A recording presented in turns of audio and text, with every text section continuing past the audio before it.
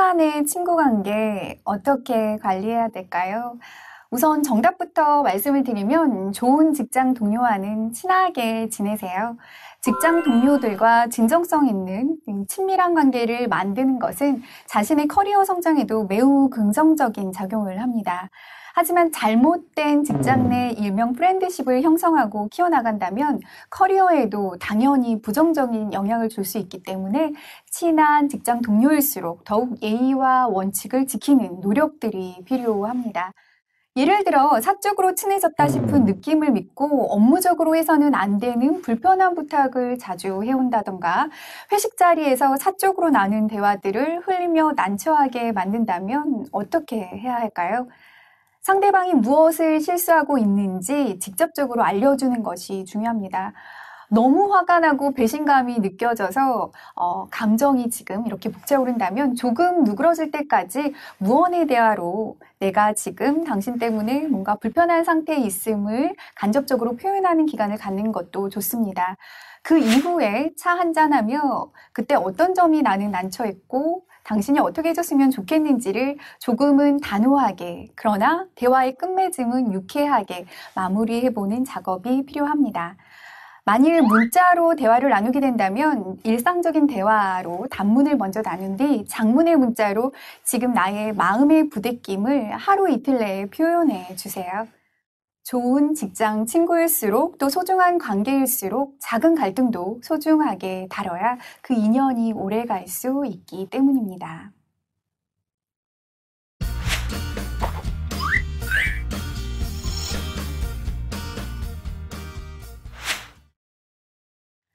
다음으로 아부할 만한 상대를 만났을 때 자연스러우면서도 고급스럽게 아부하는 방법, 그거 한번 알아볼까요?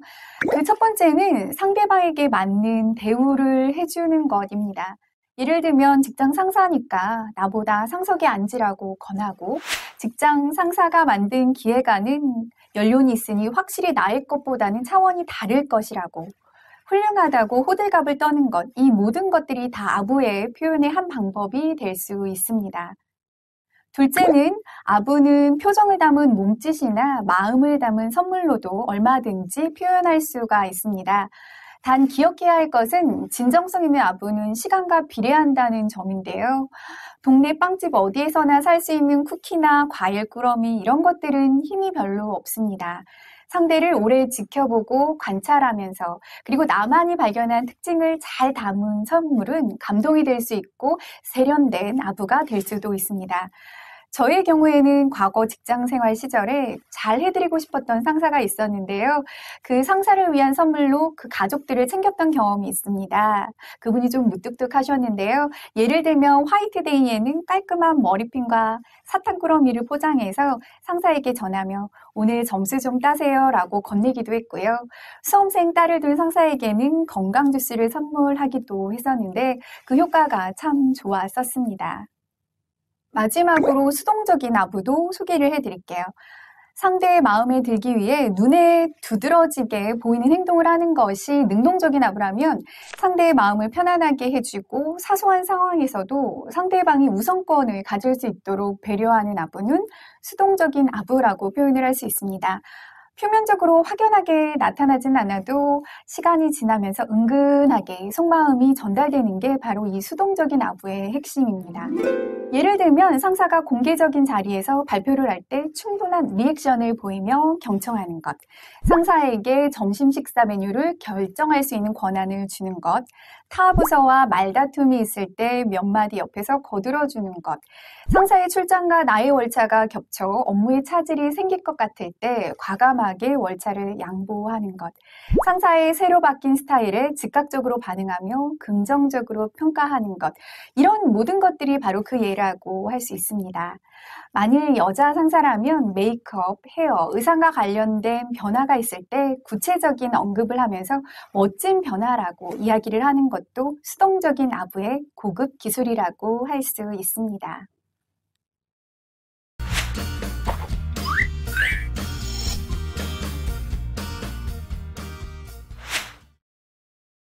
해야 할 말을 자신 있게 하는 법, 참 어려우시죠?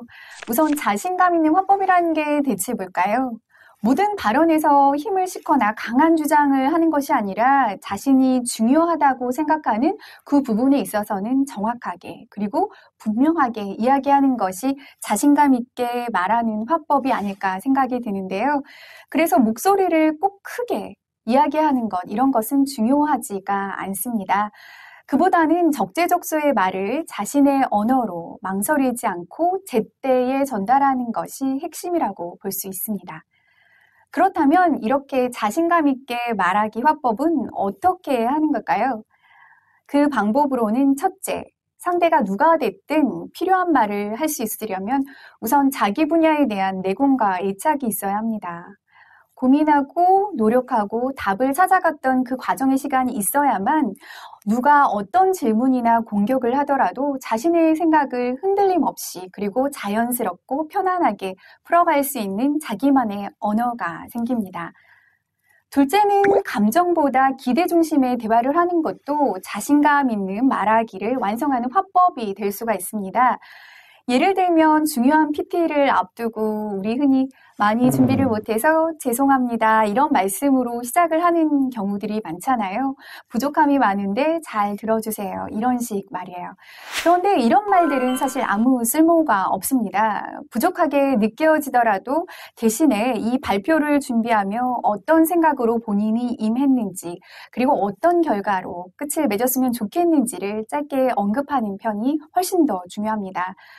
겸손해 보여야 한다는 생각보다는 필요한 자리에서 필요한 만큼의 홍보와 기대감을 표현하는 것이 바로 자신감 있게 말하는 화법의 중요한 포인트가 될 수 있습니다. 세 번째는 너무 잘 말하려고 자신감 있게 보이려고 필요 이상으로 노력하지 않는 겁니다.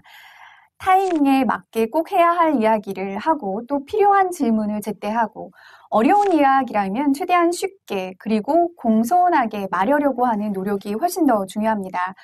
대화 내용을 정확하게 짚어내면서 확인이 필요한 부분이 있다면 상대에게 추가 설명이나 보완을 요청하는 말하기도 결국은 자신 있게 제대로 말하는 비결의 한 부분이 될 수 있습니다.